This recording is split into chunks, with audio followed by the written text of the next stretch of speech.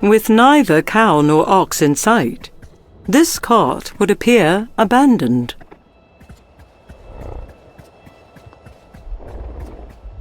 This woman could not outrun the horror that pursued her and transformed her flesh to stone. Book 2. The Burden of Thanatos.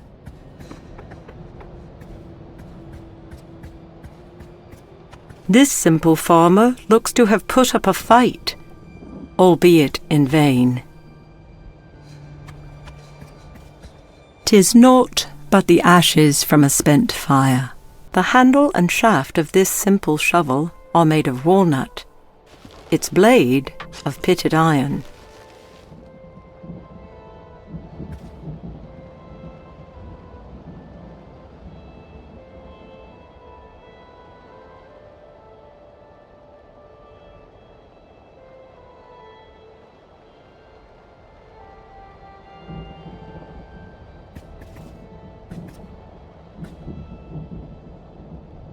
The words on this parchment are difficult to read, as if they were quickly written.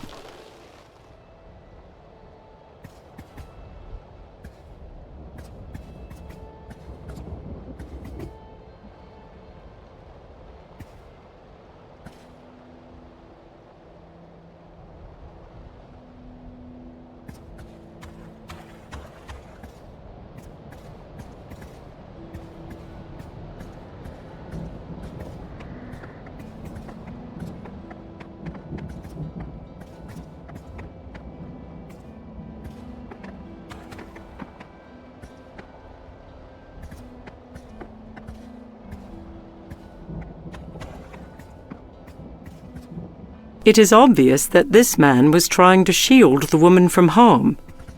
Unfortunately, he failed.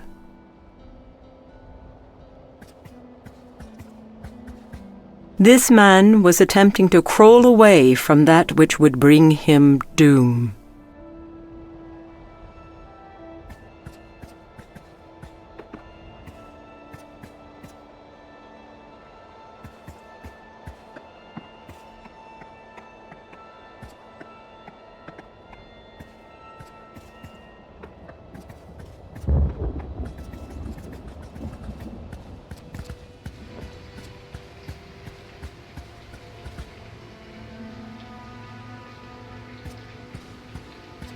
The great statue of Hades, god of the underworld, lies still and dormant.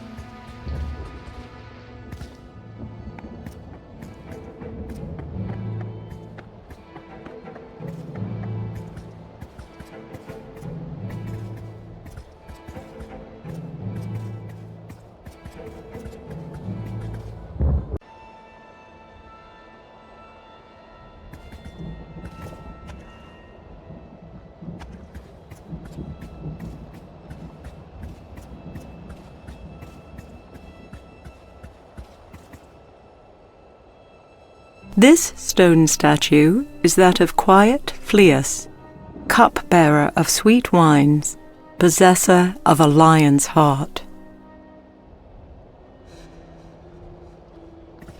Before Argonus can take another step, the Cyclops lumbers toward the sailor, blocking his way. A low growl flows from clenched teeth, its meaning clear. Do not approach the petrified juvenile. 'Tis a monstrous cyclops. Many a tale has been told about these one-eyed creatures. This juvenile was not immune to that which takes man and mystic creature alike.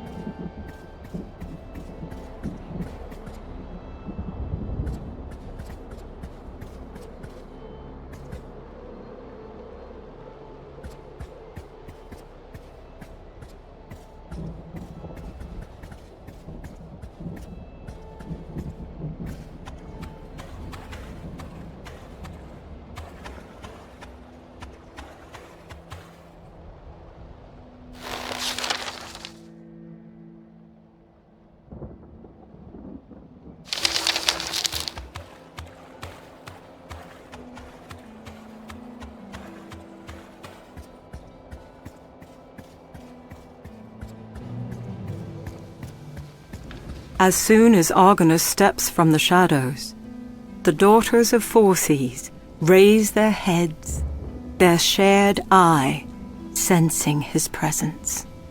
One of the Grey Witches lifts her frail arm and gestures. Immediately, the world begins to swim, and the sailor of the Argo finds himself elsewhere.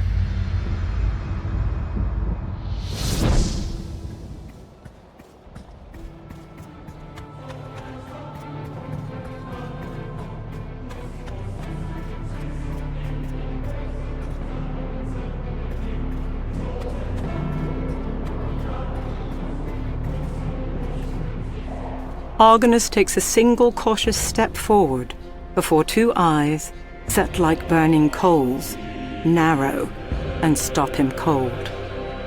The Daimon's grotesque head regards the sailor. Me, Argonus, son of Argus, thou cannot pass beyond this threshold. So says Hades, lord of the underworld. For just as many legions doth serve me, and obey my will, so too Thanatos obeys the will of he who governs the dead.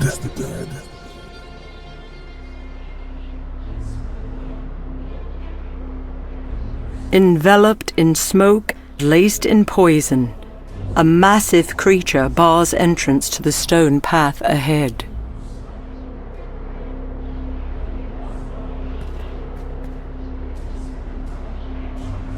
A dreadful gaze from the daimon is enough to bring Argonus to a standstill. Razor-sharp teeth part as it addresses the sailor. I admire thy tenacity, Argonaut, but only my lord Hades can command Thanatos to stand aside.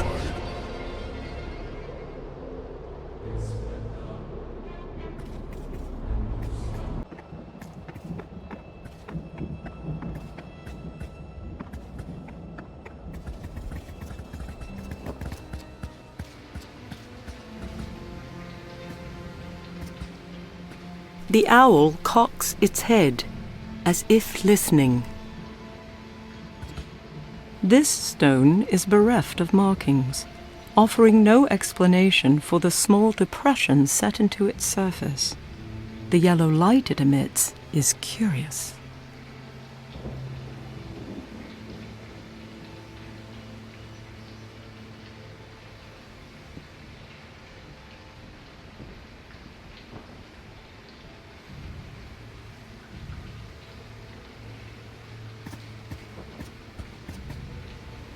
The great statue of Hades, god of the underworld, lies still and dormant.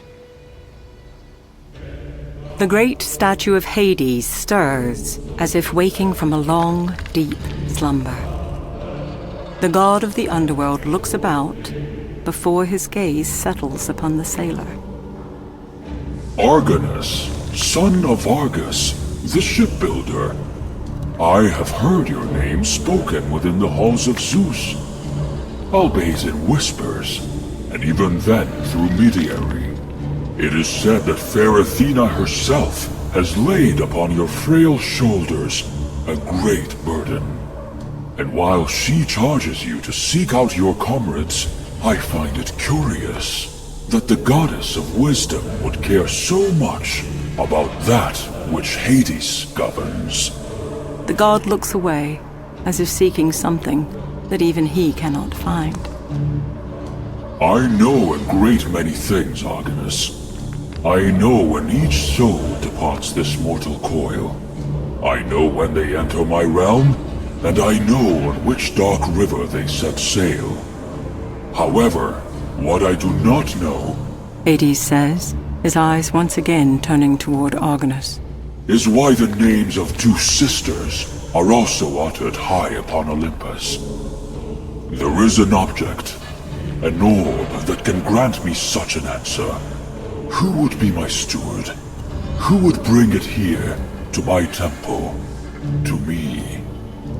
Without hesitation, Argonus nods. Pledge made, the god of the underworld stretches forth his hand, and a helm materializes before Argonus.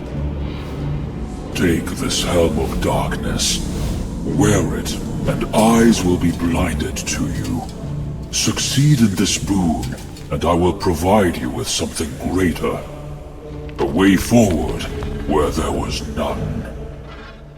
So says Hades, brother of Zeus and Poseidon, ruler of the dead. And with that proclamation, the statue shifts once more and becomes silent.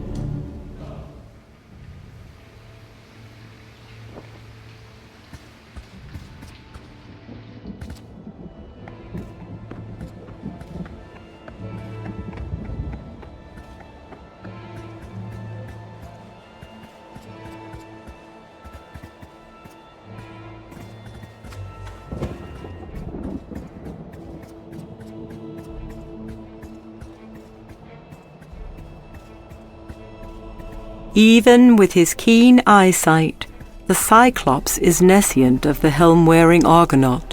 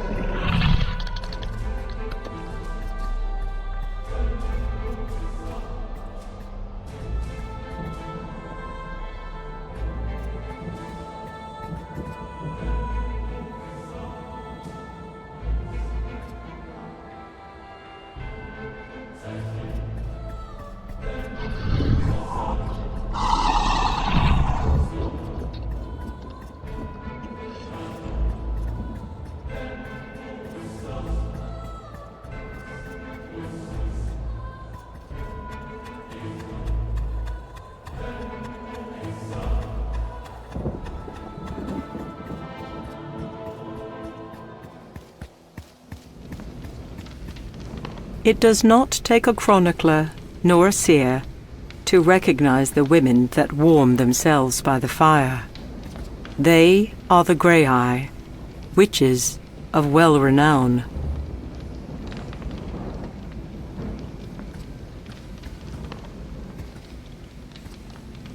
Finely embroidered pillows rest upon an equally elegant rug.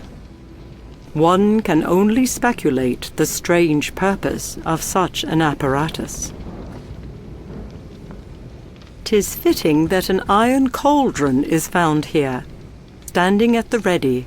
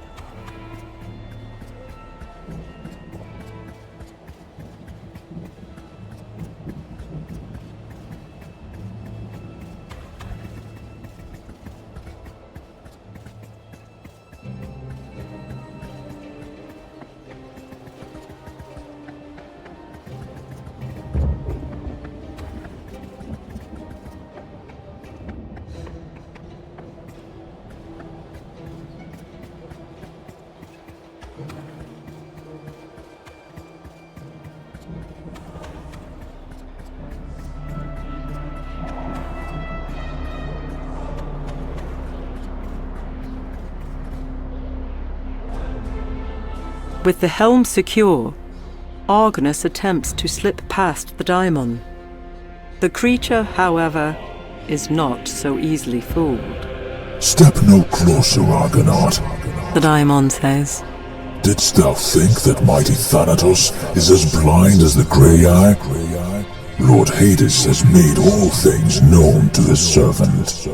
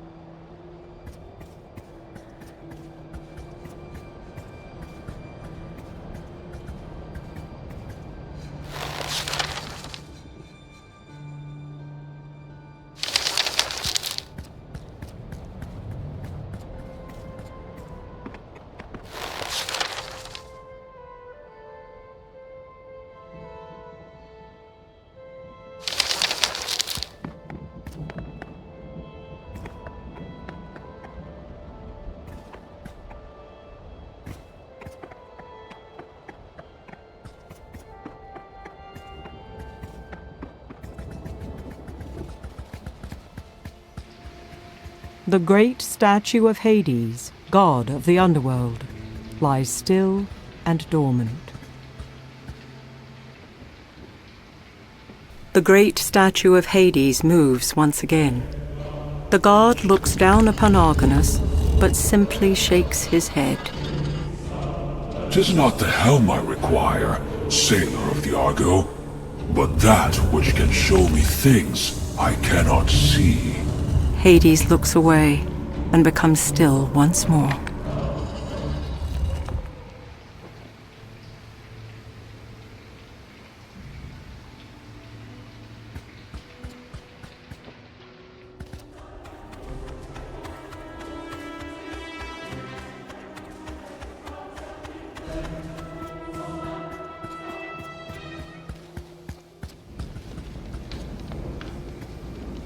A large fire such as this offers comfort to those who sit about it. With the aid of Hades' gift, the Grey Eye are caught unawares as the smoke from the fire billows, carrying the potion within its grip. It takes naught but a few seconds for the witches to feel its effect, and one by one, they fall into a deep sleep. This orb, so coveted by the blind seeresses, is said to reveal both the past and future in equal measure.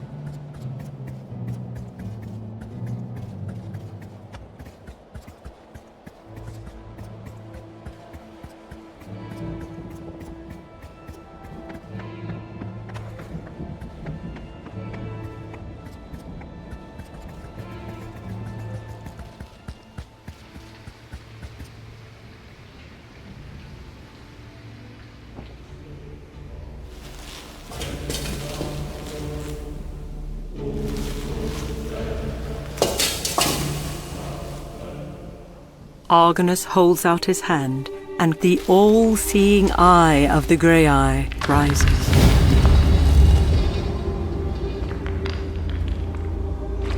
The god of the underworld stretches forth his arm, and light, not unlike that of a moonbeam, engulfs the sailor of the Argo.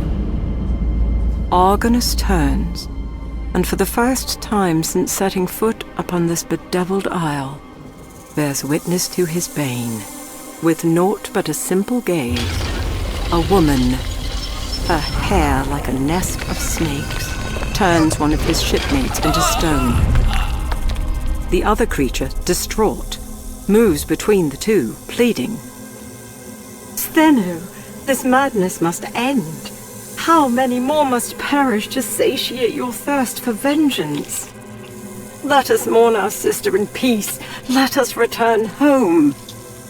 A flash of anger crosses Thanatos' face as she moves within mere inches of her cowering sister. Never, Euryale. There is no time to weep or wail, nor shall there be. Not as long as a single breath forms within my breast. The petty gods will pay. Wretched Athena will pay. From Hades' heart I will stab at them. For hate's sake, I shall drive my vengeance deep. Stheno moves toward the looming entrance within the mount, but not before she pauses. When shall my hate have its fill? When shall it be placated? The woman whispers.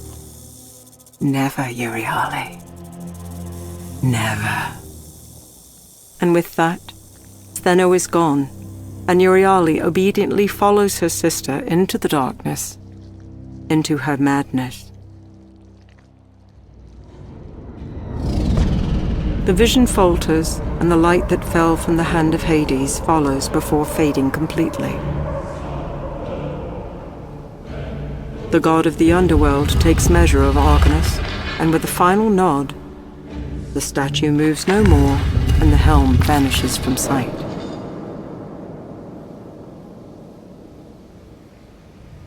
This orb, so coveted by the blind seeresses, is said to reveal both the past and future in equal measure.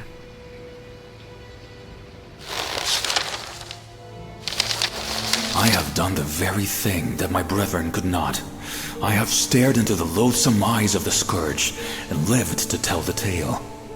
'Tis true, for I have watched in horror as mighty Cepheus, brother of Amphidamas, did succumb to its devilry.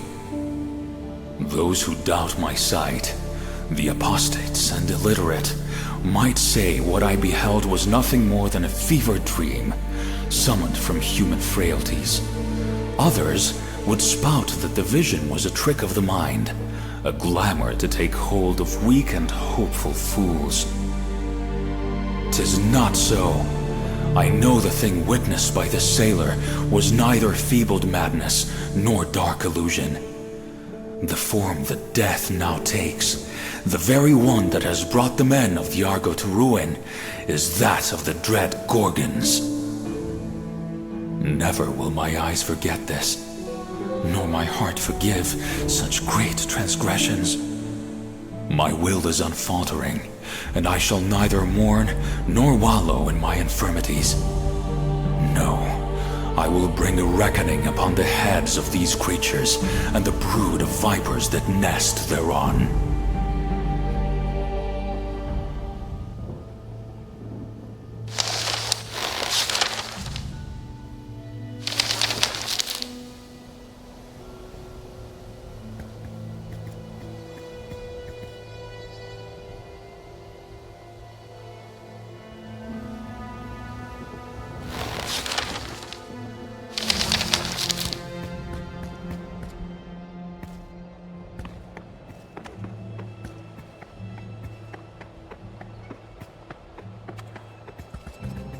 Apparently under some spell, the great eye moves about within the satchel, as if to liberate itself from Argonus's possession.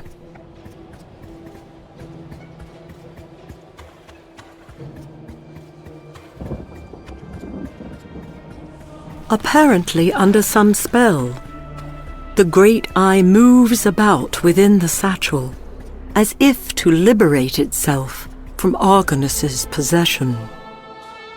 As Argonus slowly approaches the poisonous cloud, the daimon cocks his head, as if listening to a voice only one such as he can.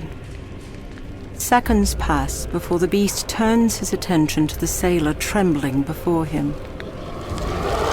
Never hath there been a time when Thanatos was commanded to forsake those souls he was sent to gather.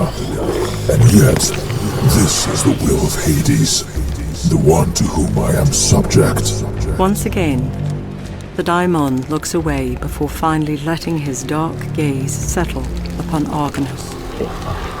I fear this was brought to be by thine own hands, Argonaut. For without thy influence, the Lord of the Underworld would not call me Hans. If I am to go forth, one must take my place. For if I cannot harvest the souls of those who remain between life and death, then the son of Argus must suffice. Thanatos lifts a claw into the air, and without further explanation, utters a single word. Menas ignis. Argonus screams as his hand is momentarily enveloped in flame. Just as quickly as it arrived, the pain passes. As the sailor looks upon his new hand in both horror and awe, the daimon begins to dissipate, leaving only the smell of ash in its wake. Moments later, that too fades from this world.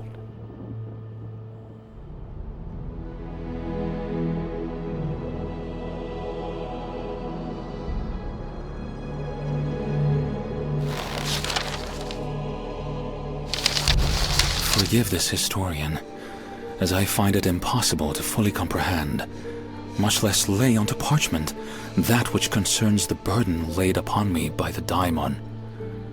It is as if proper words seek to evade me, refusing to form upon my lips. In the days that I stood ready at Jason's elbow, I can recount only one kindred encounter, one worthy of both bards and those who would gather at the poet's feet. Listen to this tale if you have ears to hear. We had brought mighty Argo to shore on Limnos, the Sintian Isle, under the cover of darkest night. As our feet found dry ground, we were set upon by towering men, pale like the moon itself, and laden with sword, spear, and axe. As Helion, son of Helios, fell, mortally wounded in the grave battle, a great billow of smoke appeared, and a disfigured hand formed within it. That is when I beheld Helion's soul rise from his mortal frame and depart this world. And although my mind cannot hold fast to this new encounter, nor this hand that I now possess, Thanatos' last words of mystery burn like flame before my eyes. For if I cannot harvest the souls of those who remain between life and death, then the son of Argus must suffice.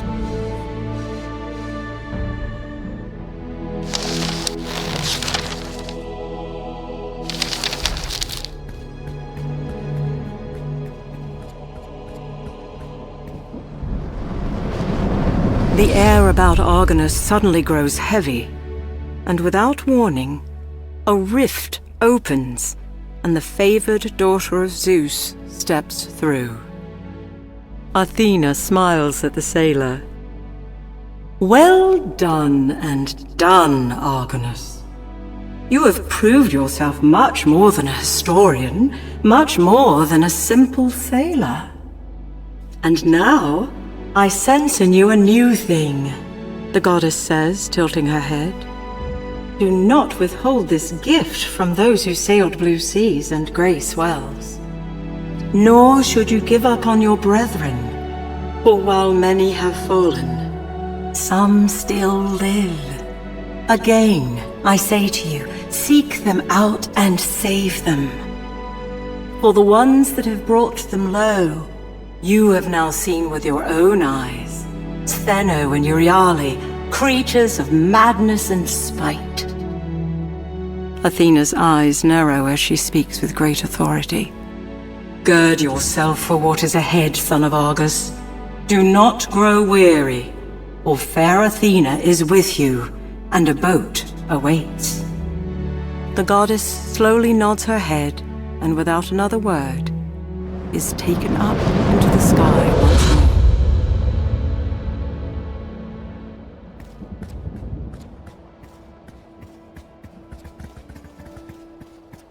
Harpies circle high above the sailor, confirming his suspicions. Argonus carries something that the dogs of Zeus desire.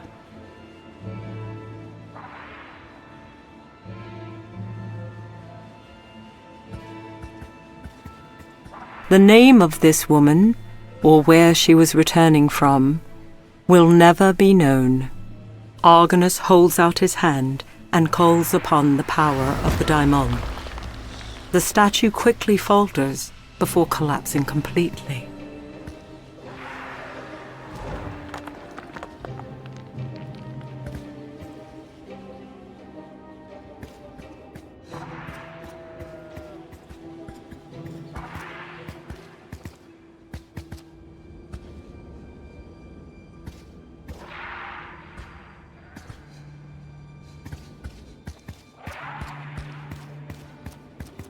The terror that has a grip on this island has easily overtaken this man. Under his breath, Argonus mutters a prayer to Hades as the diamond's gift destroys the stone statue.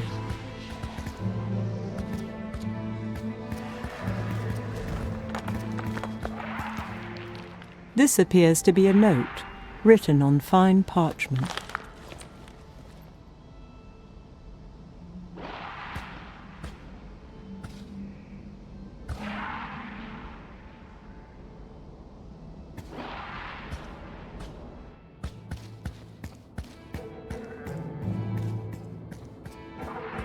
The great Phidias of Athens himself could not craft a sculpture so lifelike, yet lifeless.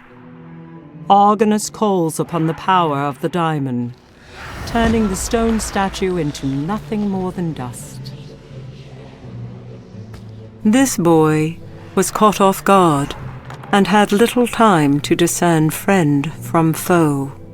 Under his breath, Argonus mutters a prayer to Hades as the diamond's gift destroys the stone statue.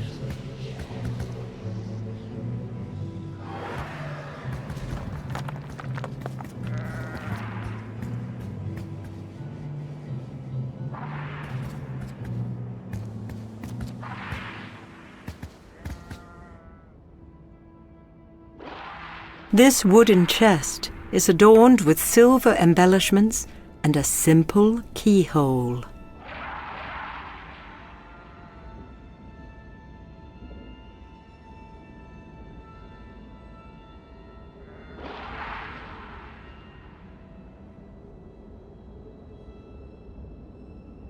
While the tip of this spear may no longer be fit for battle, it may still serve another purpose, albeit one more pedestrian. Book 3. Forges and Fire.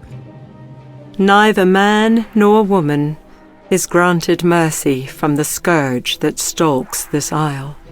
Unearthly power surges from Argonus's disfigured hand and into the statue. As it breaks apart and falls, the soul of the poor individual quickly departs this mortal world. Based on his posture, it is obvious that the terror that haunts this isle caught this man by surprise. Argonus holds out his hand and calls upon the power of the daimon. The statue quickly falters before collapsing completely.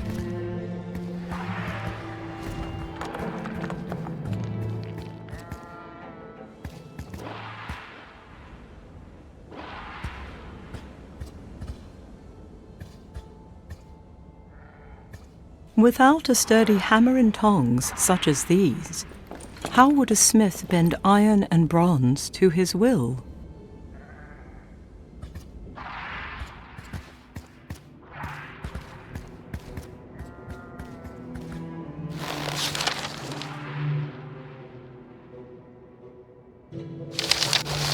Forgive this historian.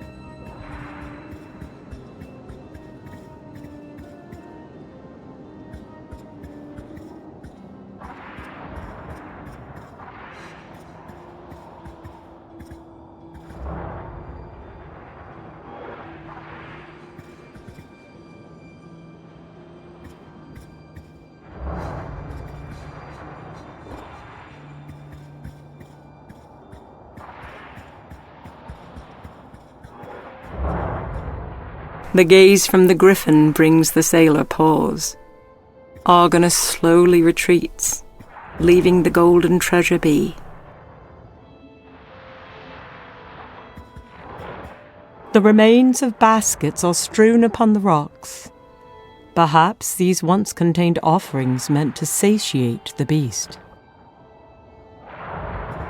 Gold can be seen, scattered throughout this massive nest. During his adventures, Argonus has beheld many a fabled beast. None, however, compare to the majesty of this creature. Both lion and eagle melded into one.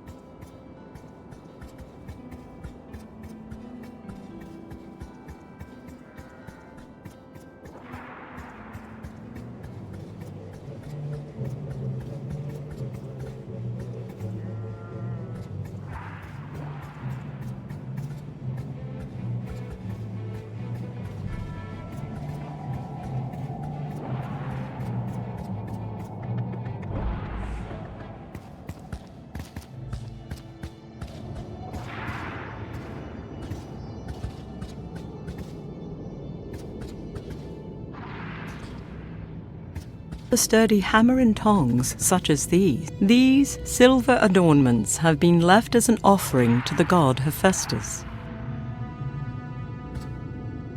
The visage of Hephaestus, god of the forge, has been painstakingly carved into marbled stone. His mighty hammer looks powerful enough to destroy or break open almost anything. Marbled stone shifts as the spirit of Hephaestus enters the ornate statue shaped long ago by human hands. The god of the forge regards Argonus with unblinking eyes. Who is this man before me? Surely not one who strikes the iron, nor one who stokes the fire. Nay. The god continues, his brow furrowed. They are no more, having fallen to that which fair Athena hath unleashed. Do not be deceived, sailor of the Argo. While it was Perseus's hand that sundered head from shoulders, the heart that drove the blade was assuredly that of the goddess. Hephaestus pauses, deep in thought. When he speaks again, it is slow and measured. I am loath to meddle in my sister's quarrels, either to directly help your quest to find your countrymen, or abate the scourge being wrought by the Gorgon's sisters. And yet, if you return the gold stolen from my temple, and tend my forge. I will grant you a light to drive away darkness. The benevolent god nods before the statue becomes still once again.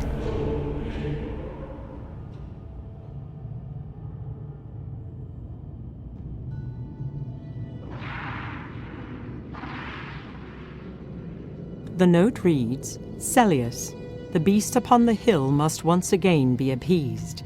Its appetite for riches is becoming insatiable. It is signed, Tallius. 'Tis a note written on parchment. It reads, Elhood, the coals were unfit for the forge. Take care with the wood, you let it burn too high. Dirt first, then fire. See Sophos the shearer for kindling. Leonidas.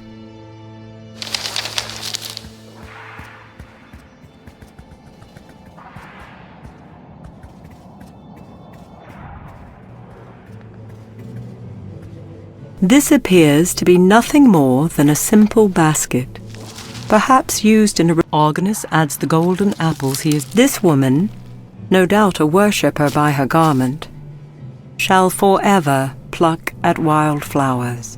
Unearthly power surges from Argonus's disfigured hand and into the statue.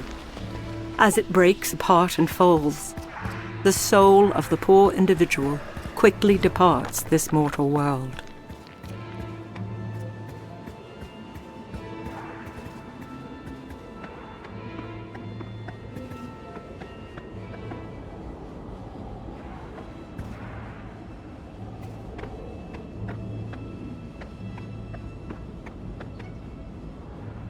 Young Cepheus, aboard the Argo not but a fortnight, has succumbed to the very thing that has cursed this isle.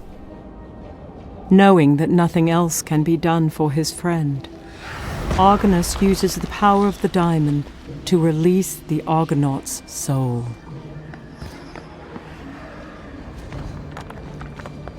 No keyhole or handle can be found among the intricate. Despite a valiant effort, the great doors simply refuse to open.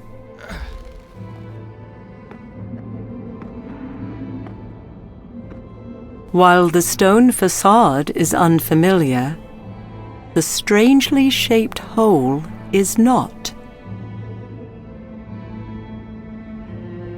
With a satisfying click, the keystone sets perfectly into the stone indentation. Despite a valiant effort, the great doors simply refuse to open.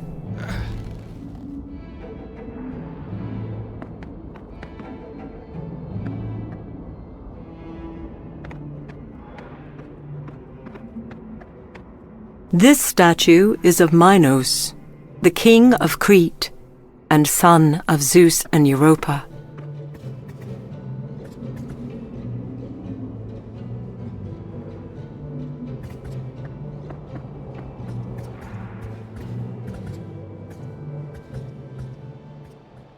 At its own discretion, the witch's all-seeing eye shifts, not once, but 3 times within the satchel.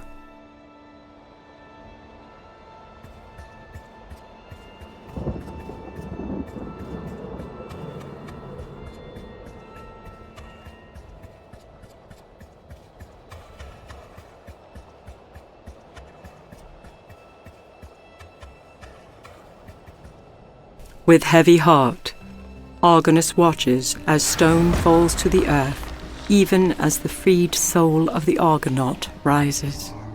Stone explodes outward as the statue succumbs to the gift that the diamond bestowed upon Argonus.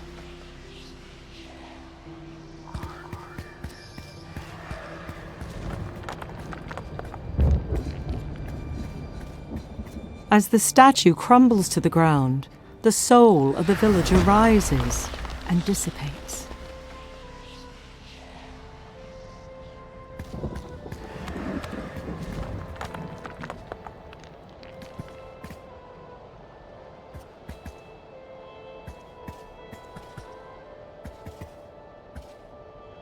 This pile of dirt is intermingled with bits of dark, cold coal. 'Tis naught but the ashes from a spent fire.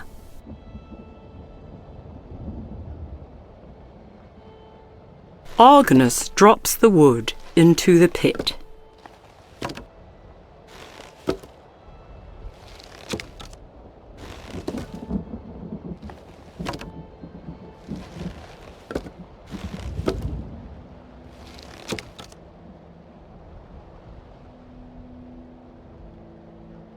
There is nary room left for a single piece of wood.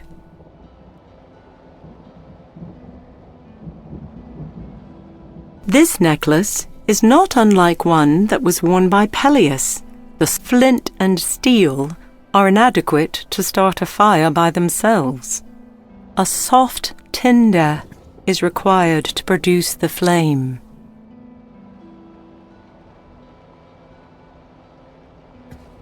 Argonus sets the shovel to dirt again and again until the planks are completely covered.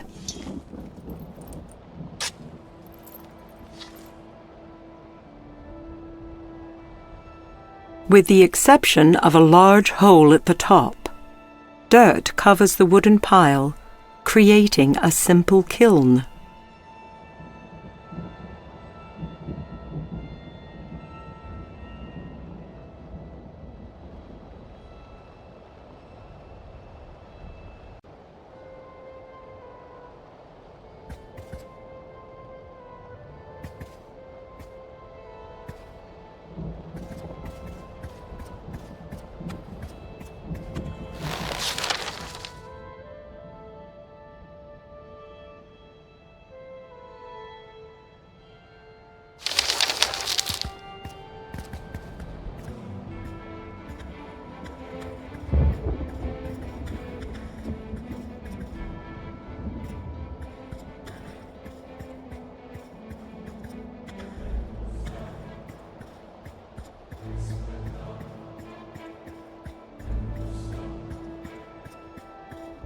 Under the watchful eye of the Cyclops, Argonus frees the soul of his friend, hoping the beast understands the sailor's intent.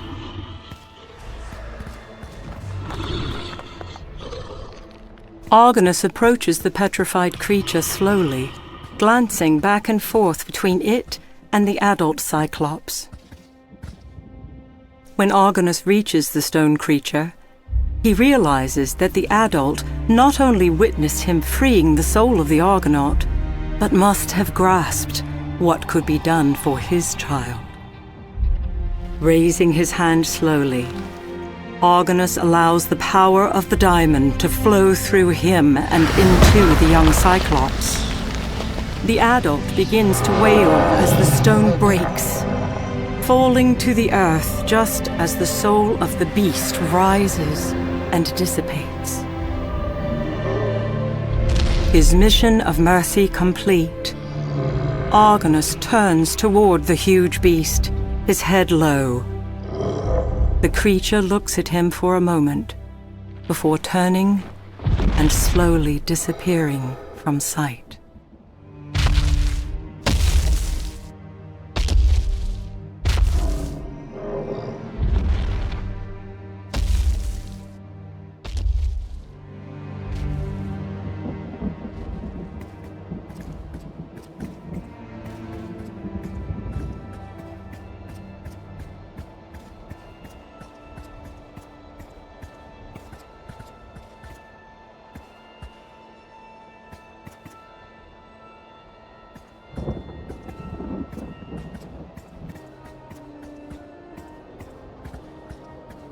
At its own discretion, the witch's all-seeing eye shifts, not once, but 3 times within the satchel.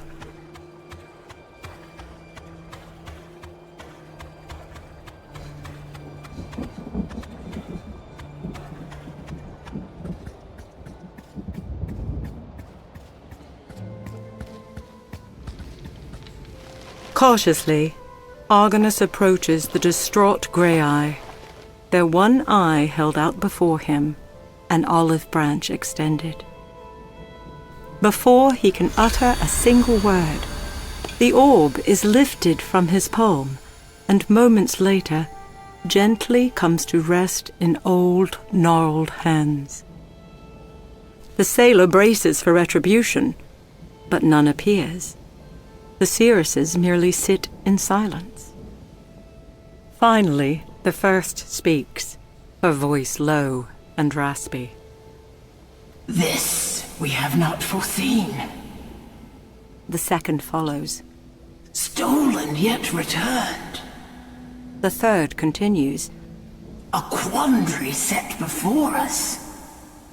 A wayward sailor? Athena's puppet? No, he is more than that. The witches become quiet once again, staring into a fire that they cannot see, pondering the fate of an uncommon thief. We know not where this ends. The first breaks the silence. We cannot stop it. Says the second. Mayhap this one can. Finishes the third. With that, the first grey eye lifts her hand and slowly draws something in the air.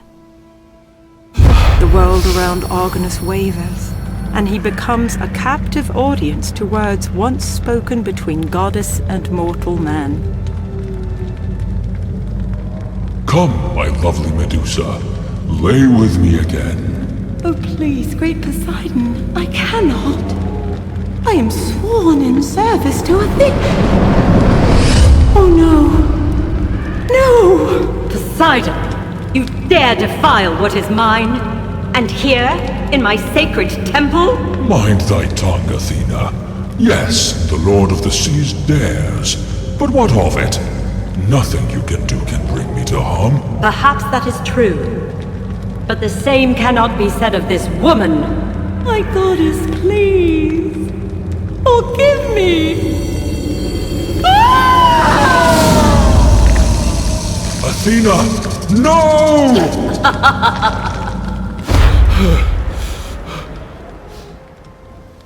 As the words fade from his ears, Argonus searches for the witches in vain, wondering how a simple sailor can bear witness to such past events.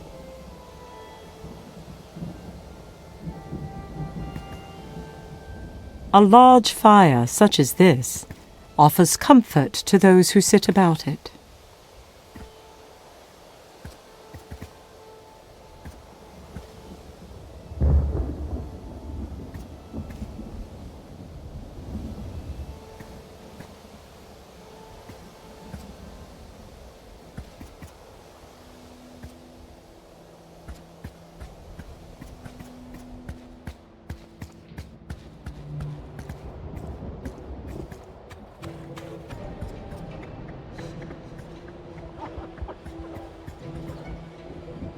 Argonus gently moves his disfigured hand, causing the statue to shatter into pieces and fall to the sod.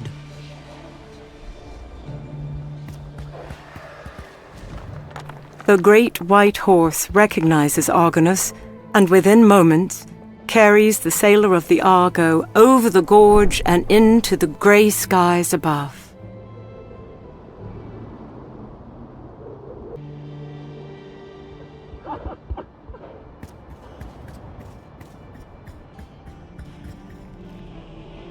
The power of life and death flowing through him, Argonus reaches out and releases the soul of his fallen comrade. Argonus feels the power of the daimon leave him and enter that of his friend. In mere moments, the statue fails, releasing its stone grip on the man's soul. The statue is no match for the power of the daimon. The stone shatters, releasing the soul of the Argonaut within.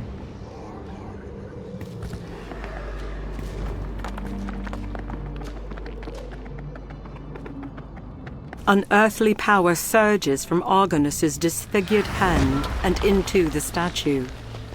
As it breaks apart and falls, The soul of Argonus gently moves his disfigured hand, causing the statue to shatter into pieces and fall to the sod. Argonus watches in awe as he simultaneously destroys the stone body and frees the soul trapped within.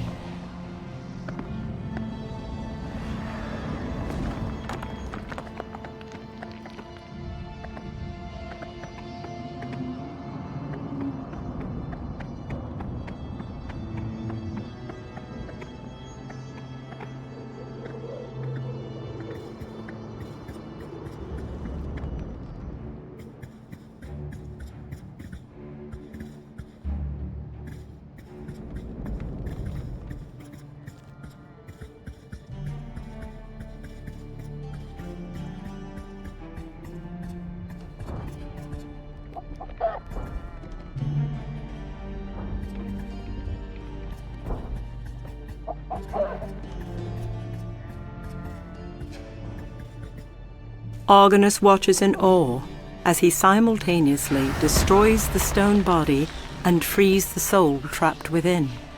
Argonus shows compassion for the poor creature, setting its soul free from the bewitchment that fell upon it.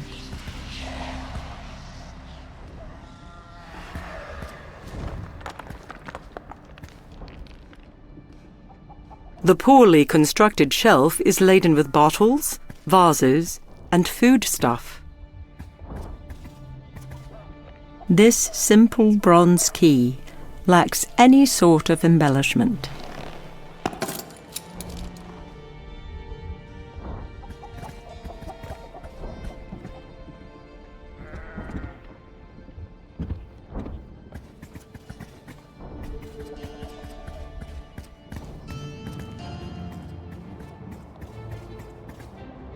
The great white horse recognizes Argonus, and within moments carries the sailor of the Argo over the gorge and into the grey skies above.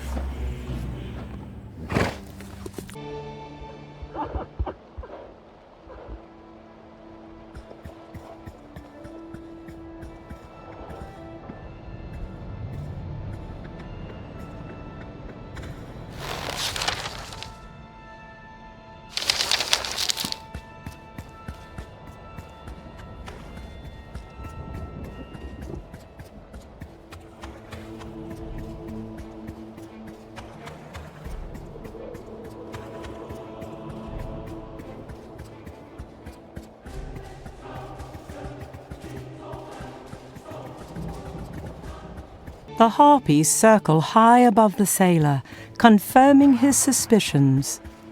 Argonus carries something that the dogs of Zeus desire.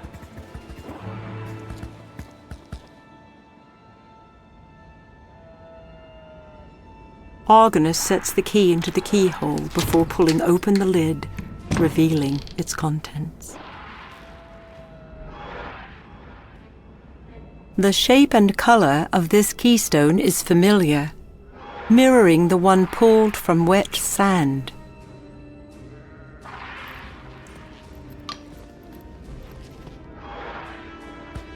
These bellows are well crafted and certainly worthy of a smith's forge.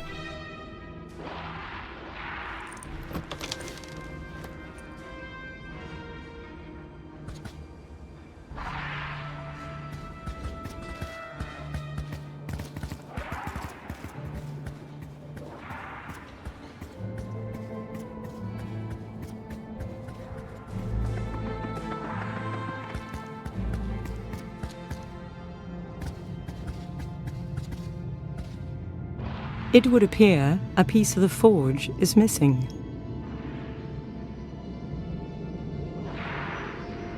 Argonus sets the bellows onto the stone and slides it into the hole. Argonus squeezes the bellows repeatedly, albeit in vain.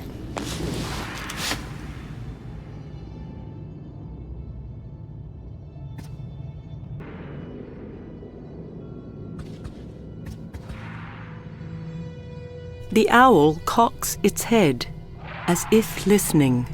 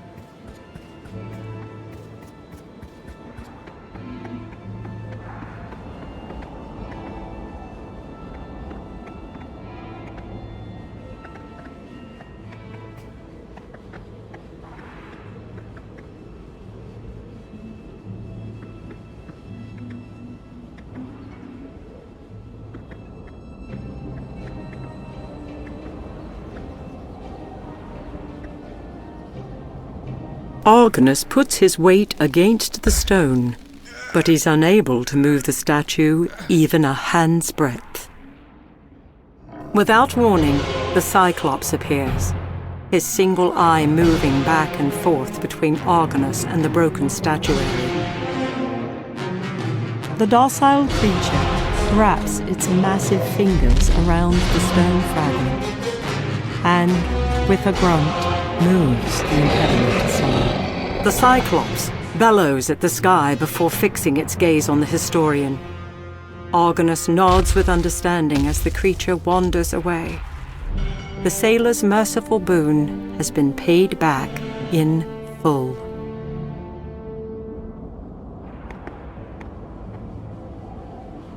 The shape and color of this keystone is familiar, mirroring the one pulled from where, with a satisfying click, the keystone sets perfectly into the stone indentation. The final keystone placed, a deep grinding fills the air, and heavy stone doors slowly open, revealing a dark passageway beyond.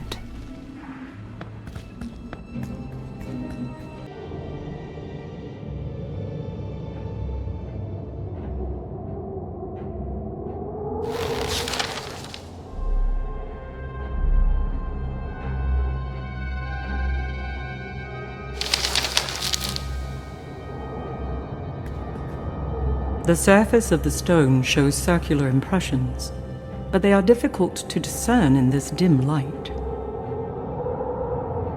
Unlike Hephaestus's forge, this sconce is fueled by a thick, black oil.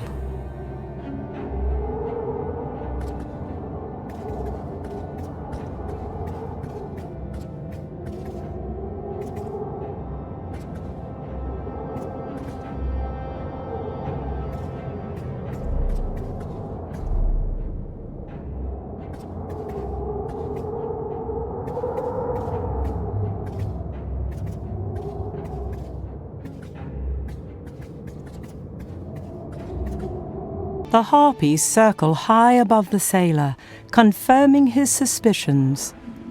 Argonus carries something that the dogs of Zeus desire.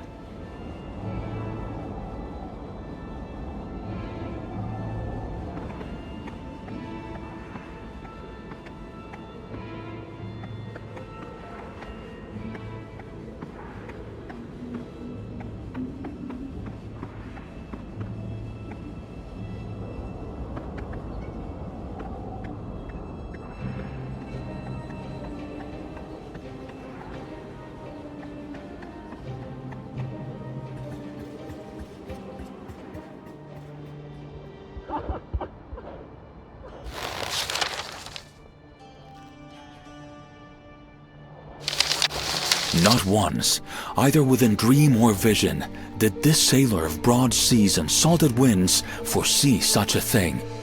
Under a foreboding sky, my burdens were lifted for a heartbeat, carried aloft upon snow-white wings. Though his form I had never before beheld, nor was the beast yet ascribed to legend, a name entered my mind. Whether granted by god or goddess, I know not. Only a name, Pegasus.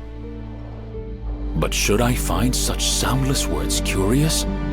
No, for this isle does not keep its secrets close, but displays them in such a fashion to make my forebears weep with envy.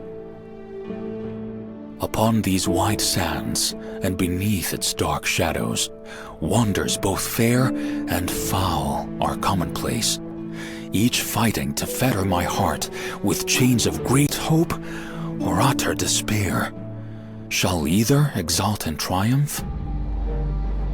This I cannot say, for while I soar above gray clouds on one glorious winged stallion, there are a score of dead men below, pulling at my soul, crying out for vengeance.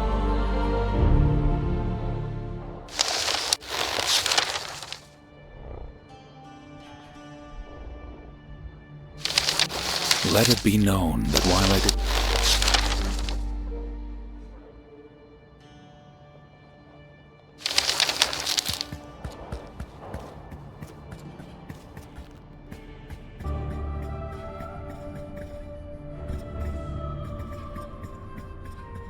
The power of the diamond surges through Argonus, destroying the stone statue and sending the soul within it to the underworld. The statue is no match for the power of the diamond.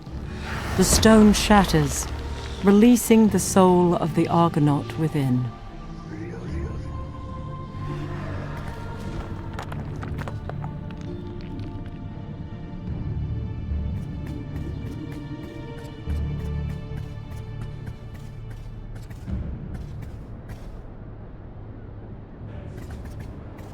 Knowing that nothing else can be done for his friend, Argonus uses the power of the diamond to release the Argonaut's soul.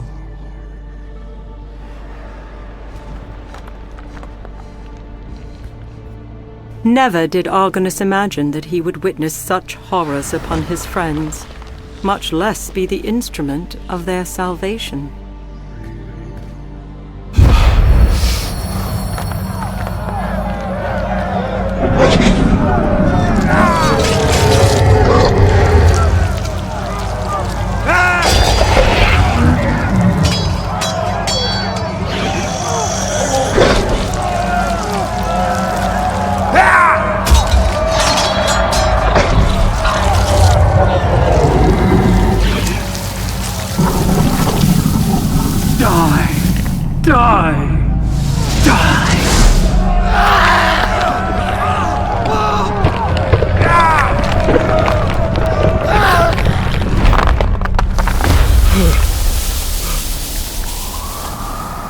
Never did Argonus imagine that he would witness such horrors upon his friends, much less be the instrument of their salvation.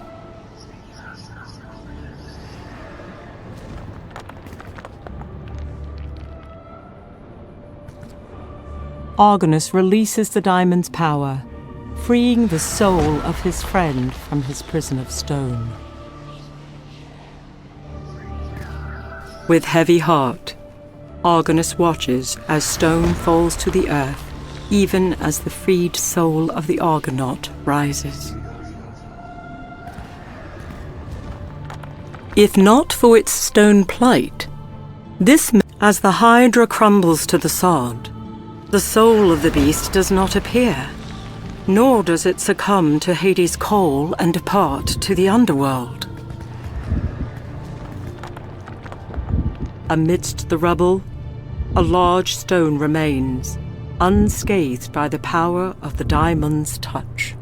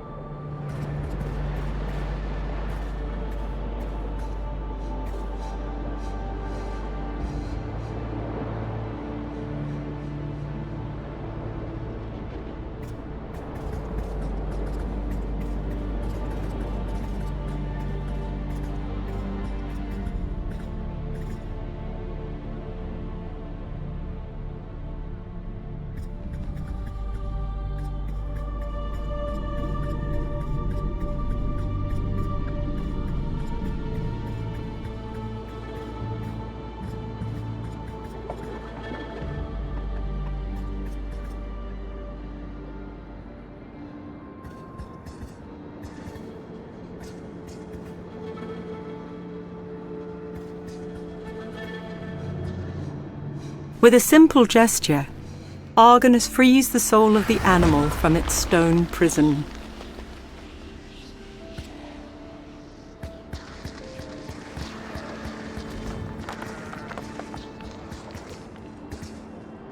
The chalky fleece of this ewe is wanting for a shearer's work.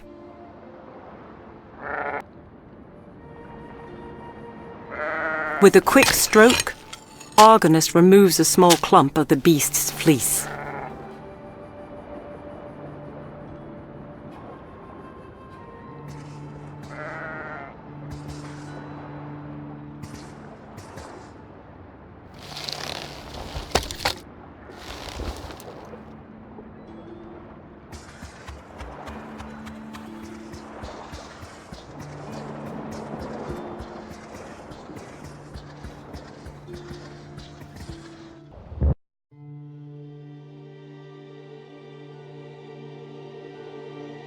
The beating of wretched black wings can be heard far overhead.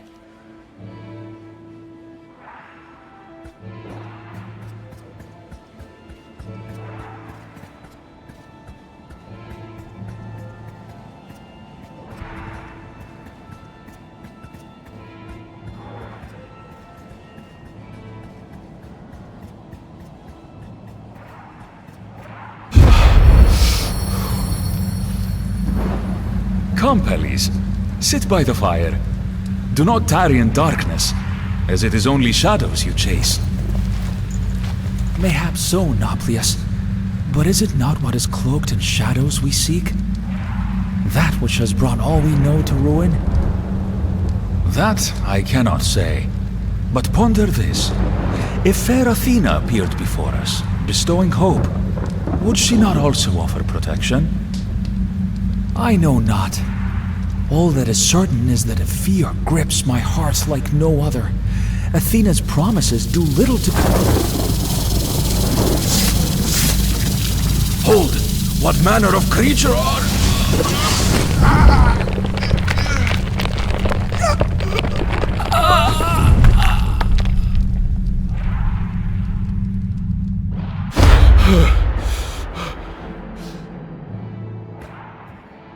While this remnant has succumbed to wind and rain, it is unclear where the remainder of this massive statue resides.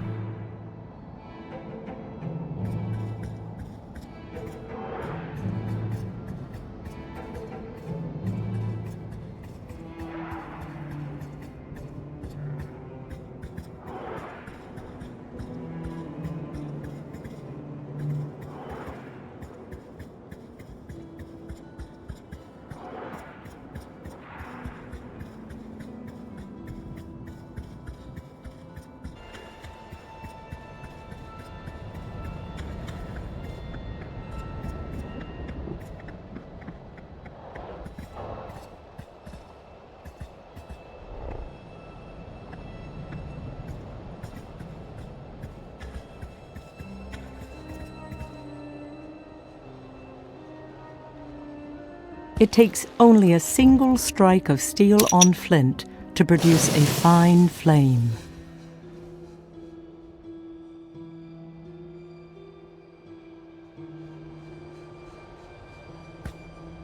Smoke pours from the kiln.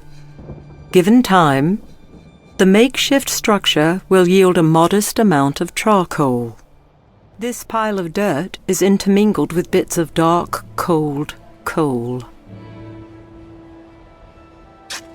Again and again, Argonus sets shovel to dirt, until all that remains are a number of coals.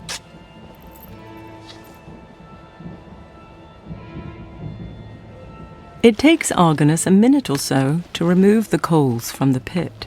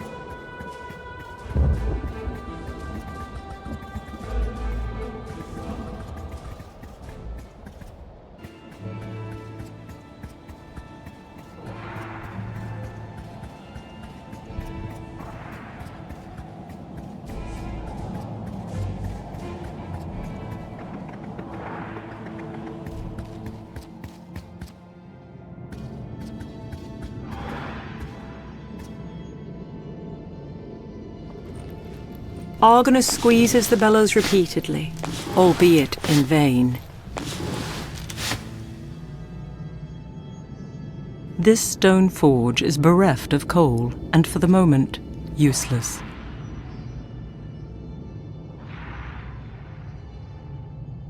Argonus adds the coal to the forge.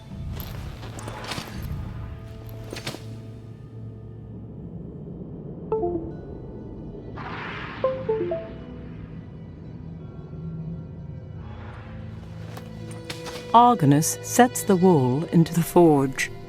It takes only a single strike of steel on flint to produce a fine flame.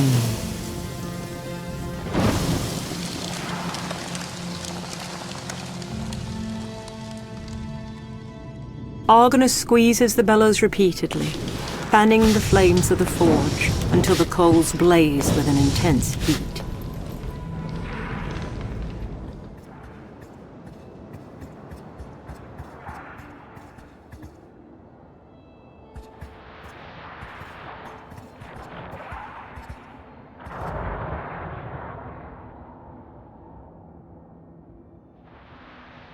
Argonus approaches the griffin cautiously, glancing anxiously toward the skies before setting the gold-laden basket upon the sod.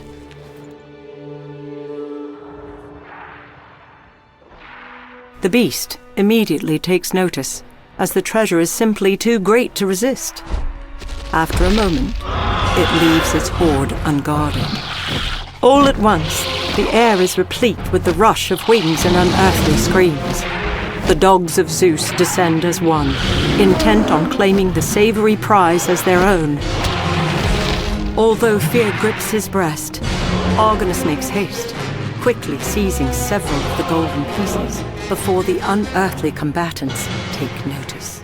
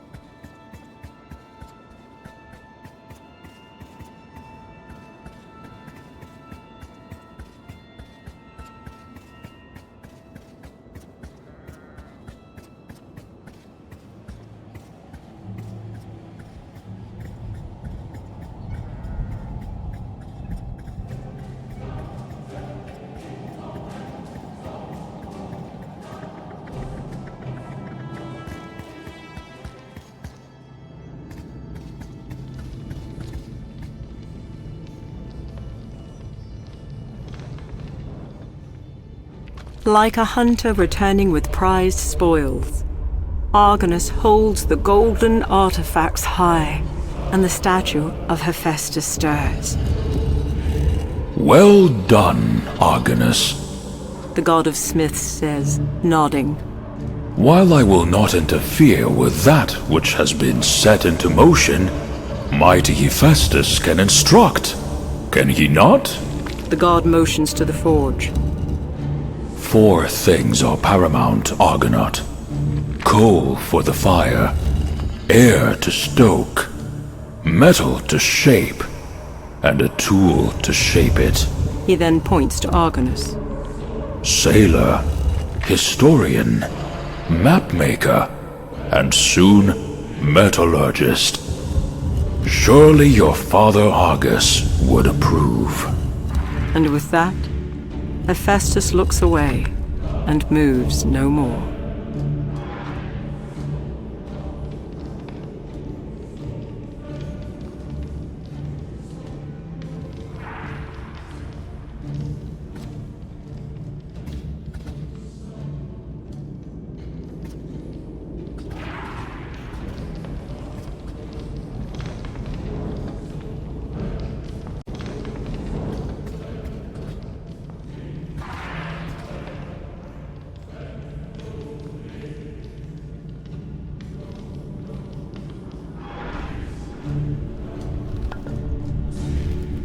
Argonus sets the petrified heart of the Hydra before Hephaestus, prompting the statue to life once more, without questioning the intent of the sailor, nor asking for a boon in return. The god's mighty hammer crashes down, freeing the creature's organ from its stone prison.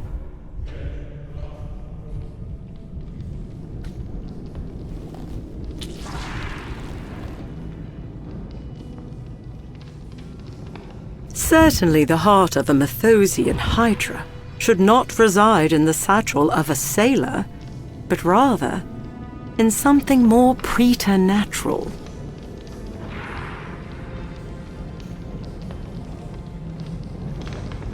The griffin's gold is set carefully within the forge. It doesn't take long for the soft metal to begin to glow.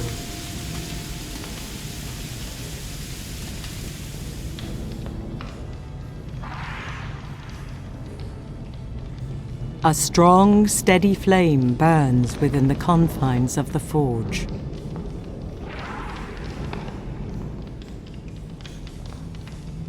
As if possessed by the spirit of Hephaestus himself, Argonus brings the hammer down on the gold again and again, reshaping once beautiful armor into a mass of precious metal.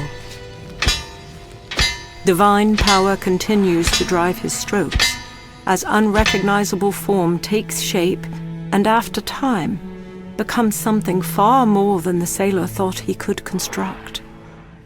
A light to drive away darkness.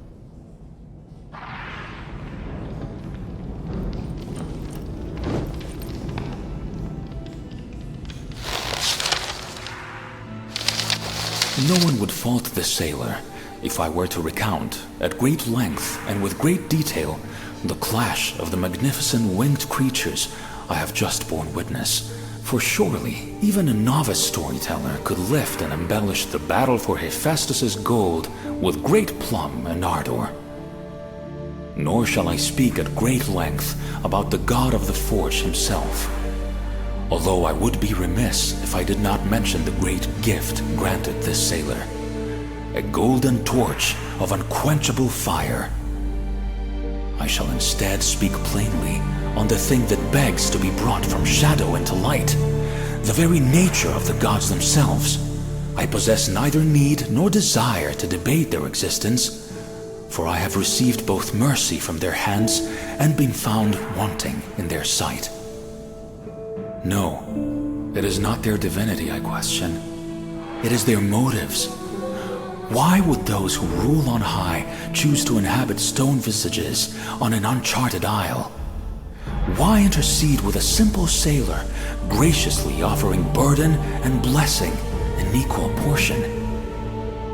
While these queries shall assail sleepless nights long after I depart these shores, one chilling question cannot be ignored. What unseen power do these Gorgons possess that even the gods would fear?